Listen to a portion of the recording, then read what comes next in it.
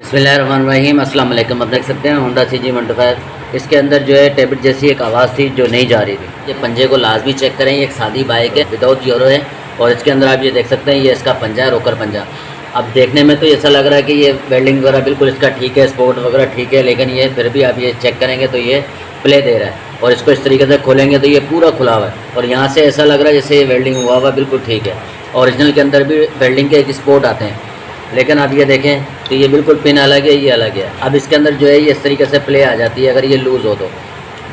जब भी टेबलेट वगैरह चेक करें मिलाएं तो इसको लाजमी चेक करें और इसको वापसी टाइट करके इसको इतना टाइट करें दोस्तों कि जो रोकर है ये फ्री रहे, इसकी जो साइड प्ले ये हल्की सी रहे और ये फ्री रहे। इंशाल्लाह ये टेबलेट का जो मसला है, जो आवाज़ करते हैं बार बार टाइट करने के बाद भी जिसकी आवाज़ बंद ही नहीं होती, तो उसका ये पंजा लाजमी चेक करें। तो दोस्तों एक नई वीडियो में, जब तक के लिए इजाज़त दीजिए।